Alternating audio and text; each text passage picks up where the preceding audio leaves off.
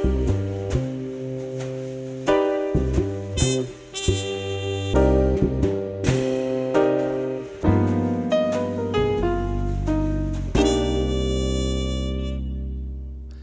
this is Ken Adams, and welcome to this edition of the Valley View. This episode, I'm joined by Ross Shwartzendruber, Shwartzendruber, yes. Who's running for State Senate, Oregon State Senate, District 12. And so welcome to the show, Ross. Thanks for having me on, Ken. Appreciate it. And I'm going to start off by asking you why you decided to run. Well, that's always a good question. I decided to run because I thought that the working families and the middle class really need to have a representative in the Senate. I think the shrinking middle class is really harming our economy and every part of our public government. And so I'm really looking to find ways to grow the middle class again and have a good economy. And how would you accomplish that in the state Senate? What kind of policies are you looking to try to get implemented in the Senate? Well, of course, I'd just be a freshman if I get in, but I do have some ideas how I'd like to see things work and have some barriers removed to create new markets, I think, in the West Willamette Valley. So what kind of barriers are there now that you think is preventing new businesses from growing? A lot of things like in renewable energy. It's taken quite a while just to get the co-ops to be able to be formed. That happened a couple sessions ago. And there's a real potential for some of the smaller rural towns in the Willamette Valley to create all their own power and sell the excess to benefit their community. And I think that would be a great way to get those economies going, and also educate people about the ease of sustainability and thinking more in those lines. And more long term. Exactly. Well, actually short term too, because those jobs will be right there, right then, and the savings will be there, and the payment for the excess power will be there, and that goes right back into the community. And what forms of new generation then are we talking about? Are we talking solar and wind, or? Right, there's really no new generation, right? It's just a mix of what exists already. So it'd be biogas, so methane from dairy farms, and also they'd be burned to produce power. Solar, of course, and wind and geothermal energies would be put into the co-op and have different sources, biomass. I think we'd have to have some wood chips. That's the biggest barrier right now for the renewable is matching it with some fossil fuel or other type of power that's going to be able to be there for backup. So that's the biggest barrier, is figuring out how to remove that, which may not be able to be done right away. Well, yes. I mean, usually if you're initiating policy or toward the beginning of it, it's going to take a while to get put in place. But the thing is people need to start looking at those things before it's absolutely necessary. And one of the things that I see is the fossil fuels are going to become more and more expensive as we run shorter and shorter of supplies, because they're not infinite supplies of these. Correct. And we're actually past the peak of when most of these. Everybody keeps saying peak oil's happened, at some point. Yeah. And I think we've actually come to the peak of realizing that we should try to keep as much in the ground as possible at this point. Exactly. And so what are some other issues that you see as being important to kind of bring to the Senate's attention, and the public as well, that maybe aren't being addressed? Well, one of the reasons I'm running is because of education and what the federal government is mandating to happen in our local schools. And it's to the point where everybody says, there's nothing we can do. We have to do this policy. And I know a lot about history in Oregon and the development of school districts, prior to even the state government being around.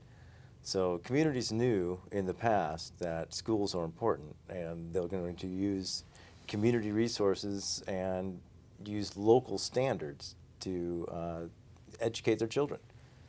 And so when we see a lot of the testing and high stakes testing assessment coming in, it's really starting to affect public education, because that's really what I consider the foundation of democracy is public education. And like I say, former Oregonians have always valued it, and I think we should start valuing it more, because a few examples of what's happening. I have 3 children in public school here in Salem-Keizer, and the SBAC testing was just put into effect a couple years ago. And what is the SBAC? SBAC is a Smarter Balanced Assessment Consortium, and basically what that is an annual test that we pay McGraw-Hill for, actually a management company for the content from McGraw-Hill. $10 million statewide in the last 2 years. And that testing really has no proven research behind it. And I guess that's what nobody's really talking about. Well, that's one of the things too, is that you hear a lot too about teachers having to teach to the test, Right. taking classroom time. Right. And so is that part of what we're talking Oh, about? it's a huge part of it. But essentially what it boils down to is that we need assessment, but it should be formative assessment in the classroom by a teacher, and not from some bureaucrat, thousands of miles away, pushing it to you online. It's just really the opposite of what local control is all about. And that also then brings up the question of if we're teaching toward the test, is that what's really necessary for the particular students we're talking about? Not only that, but like you also have special needs kids. Right. I think they're the biggest disadvantage. Because a lot of times they don't know how to use keyboards and things like that for taking these Mhm. tests. And so, but they're required, if I'm not mistaken, to still take the test. Correct. And so I would think that they would end up spending an awful lot of time just teaching them how to use the tools to take the test, as opposed to like a pencil or whatever you're going to use to write down Right. what you've gained. And I just always remember that testing is also what has the student learned from this education. Mm-hmm. That to me is what's important, and the testing kind of measures that, but I think the kind of basic testing that they're talking about is just standardized to the point where it doesn't really tell you how much the student has learned. Right. Basically, what the current testing is, it's designed to do is, kind of identify good real estate property values, And that's determined by how many of the kids are passing the tests. And it's basically just another way to segregate education. And the SBAC scores that just came in are saying that right down the line. that And the higher income areas are doing better on the test. Is that what that's indicating? Not necessarily just better, but the achievement gap that we're trying to pay all this money to close is actually widening for all segments of the minorities and disadvantaged kids. And so, it's doing exactly what it's supposed to do, is identify and widen that achievement gap. And we don't really need the achievement gap widened, especially when they say that it's supposed to narrow it and get these kids college and career ready. So last year, my daughter came home and had a syllabus from a Spanish class here in Salem-Keizer, 7th grade, and they said all she needed to do to pass the class, to get a D, was to get 27% of the class coursework done. And I was really concerned about that because 27%. 27% is a D. What's That's- failing? 26. So I took that to the parent club meeting, and I took that to my school principals. And I said, look, why is 27 a D now? Because it used to be 65. Well, when I was Right. in school, it was 70. Okay, so I guess, we can just change it. And I guess this is what I'm getting to. Is I was told, well, you're talking about the old way, Ross, and this is the new way. And I said, well, how many high schools are doing the new way, accepting that?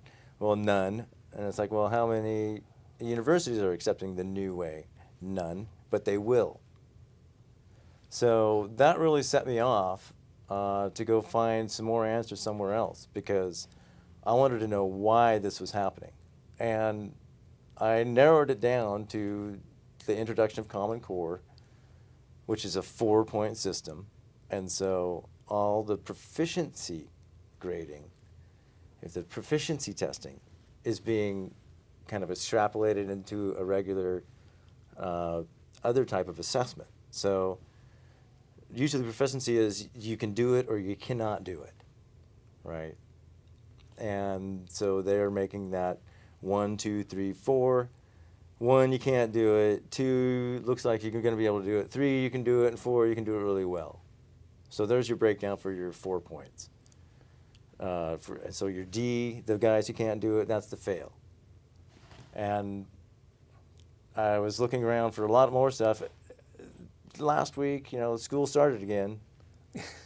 Science, 8th grade, that D is now 20% in a science class. And that really has me concerned because if you keep going at that rate, 7% each year, in 3 years, no child will fail. And I'm just wondering, is that the way we want to accomplish no child failing? And that has impact all the way up for grade inflation to the college kids having to take remedial work just to get to, freshman level university class. Nobody's talking about it. I'm getting shut down everywhere I bring it up. The mastermind behind everything is Bill Gates. And, up until last year, everybody was telling him to, show us the research because there is no research that backs this up. None. And they've been looking for it for 70 years. No one is asking the question. And it's just time for people to wake up.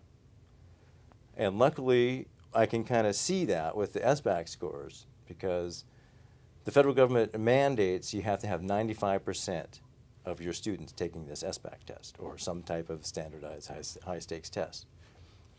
And under 95%, then you get your hand slapped and you get attention from the federal government. So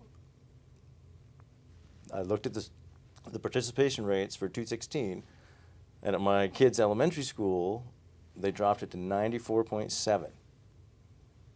So that's the democracy. That's the only way we can influence democracy right now is through these little percentages of people resisting this scheme that's just taking money out of the public pocket and the public education.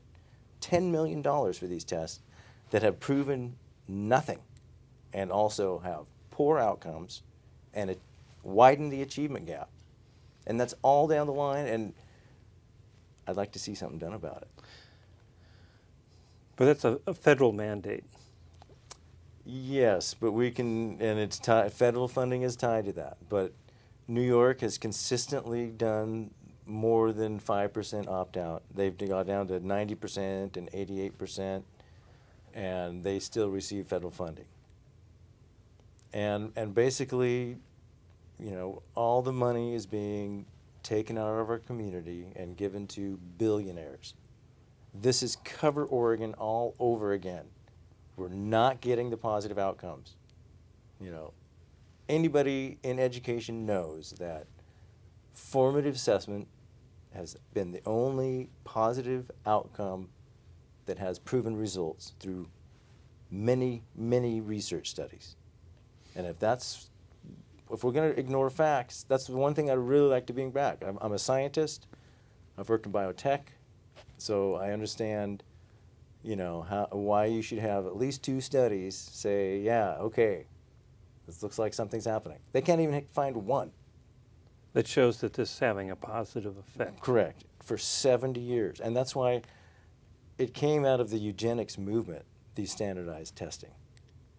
So just to differentiate, that's what they're designed to do. And here we are using them 70 years later to see what kids get into college or whatever, or the income level of a community. Well, it's kind of interesting, too, because I look at the cost of students going to college. And now when they get out, they have a lot of debt, and maybe they can find a job, maybe they can't. And sometimes I don't think we should just assume that all kids are going to be going to college. Definitely not. And so we need to make sure that we're addressing all our students. Right. And a lot of the new trade and C-Tech programs, they're going kind of in the right direction. But, if you look at the history, as soon as Measure 5 passed in the early 90s, all the vocational classes were cut. All the nurses were cut, all the libraries were cut because the schools weren't getting the funding. So you do away with vocational ed, wait 20 years, and then bring it back like it's some gift back to us, except this time it's privatized. And the employers are actually, influencing what types of careers are being trained for in these C-Tech places. Because that's what they need. Because that's what they need. And then there's the whole data set that is following all these kids, cradle to grave now, through all these decisions. And we've just been approved for social emotional learning benchmarks. Those will be recorded for when your kid acts up. That gets put down. They're going through all different types of metadata on everyone's kids in these classrooms. And that's going to follow them all through their... And that's going to follow through the rest of their life. And they're going to hook that up to the workforce improvement database. So and get that directly from where the corporations are needing their workers. So it's a scary new world out there, then, I would say. This is not new. This has been built since '89. Lamar Alexander actually put all this through. But the problem is now the current administration is actually going against what our legislators have written in the new ESSA. So they're telling the Congress people, no, we're not going to follow that the way you want it to be followed. Which is interesting because I thought the legislators were the ones behind all this. They're trying to stop it because they're hearing from all these parents going, get me out of Common Core. Well, that leads to the conclusion that it's basically the corporations that are calling the shots. Right. It's really interesting if you look through WikiLeaks. It's very fun because you'll see a couple things. The DNC communications chair was sending a memo about, they were talking about saying Common Core in a commercial or some ad piece. And he said, no, Common Core is the third rail of American politics. So don't touch it, don't talk about it, don't even address it. So that you can't say that word, that term. Because it has such negative connotations? No, because there's too much money involved? Exactly. That there's no way anybody's going to stop it. That's the message that's being sent there. So, I disagree with that. And it's interesting also, they leaked some more WikiLeaks, and the people doing the ed policy in the Department of Ed are straight out of Microsoft and Google, and it's the revolving door there. And a lot of time, one guy actually made a public mistake and called the Obama administration, the Gates administration. And everybody chuckled around the room. And it's like, okay, here we are, people.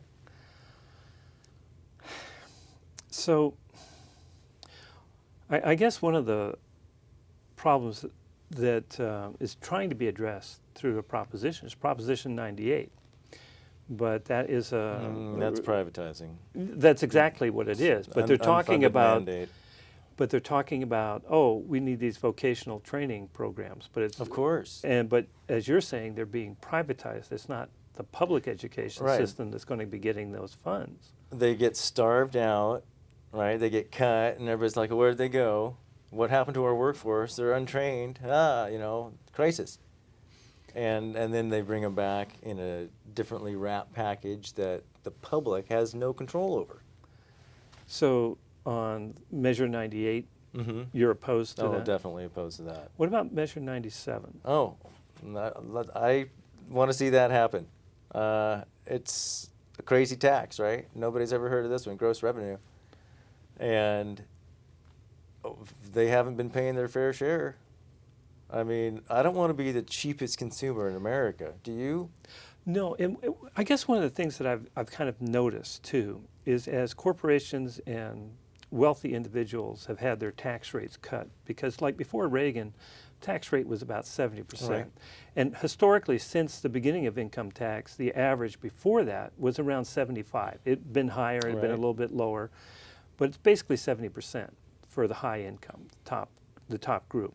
Also, corporation taxes have gone way down. They used to make up about 35, 40%. Right. Now we're down to less than 10. Mm-hmm. I think That they're 6 here in contrib- the state. Yeah. So that then starves various public entities of funds, which then they'll quite often make a deal with these private companies to provide the infrastructure but give them a break. And that isn't healthy for the general public, is the way that I look at it. Well, it's just where do we want our community to go? That's what it comes down to. Do we want to be constantly exploited by large corporations coming in here and taking all the money out of our communities when we can do just as good? That's the whole thing. When I start looking back through history, we've done all this before many, many times. The last time we had to do this, which was the Great Depression, and it took a lot of re-engineering socially to think of things like a resettlement administration where you house homeless people somehow, and things like a federal writers project or the art project where it's not just the roads that get built or infrastructure or the timberline, but the cultural awareness of the community gets recorded. And it's fascinating to go back in the 30s and read these oral histories of what people did around this place. Well, a lot of times they were taking recordings of music, traditional Exactly. music.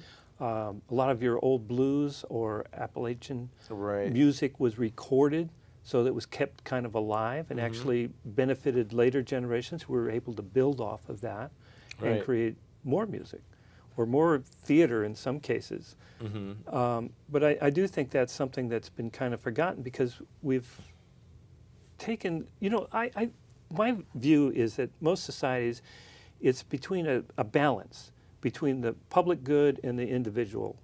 Right. And you have to mix those things and kind of balance those things out. Now we've gone so much for individualism that the public, the greater good, is being put further and further down. And it's like everybody has to, buy their own car if they want to go anywhere almost. I guess I think that individualism has really been under attack. Just the opposite. I think that the certain individuals with a lot of money have taken away our ability to be to have any liberties at all. Well, that's true. And, but what and I I was, think more that we reassert our individuality in the way of a vote. I was at the Statesman Journal editorial meeting last week, and that was one of the questions through the room was, do you think that the legislature will clean their own house? And, you know, I've been around for 50-some years now, and I don't think I've ever seen that happen. But maybe there's a rare occurrence of it. But everybody in the room, except me, said, sure, we can clean our own house. And I said, the only house cleaning is done by voters. Voters have to say, I'm sick of the shrinking middle class. We're number 2 to Canada for middle class growth. We're shrinking.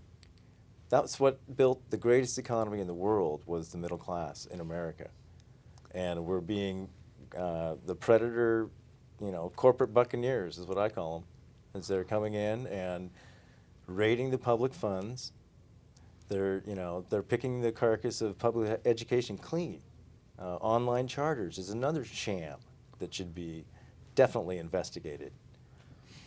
And the only conclusion I can come to is, you know, the education system that produced these people, they realize it's too valuable to give to the younger generation because they're afraid of the competition that's going to be brought. And, you know, the new Google or the new whatever is going to take over these old companies. They're afraid of the competition. And so they're trying to dumb our economy down.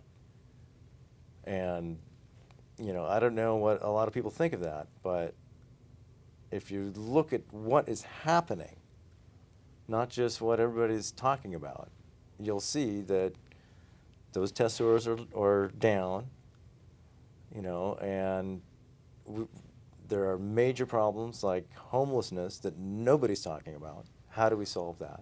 Well, they talk about it, but they don't actually do anything about it. Right, and basically this is another time period from the Depression. These are Hoovervilles. These are, you know, Little shanty towns, yeah, cardboard. citizens.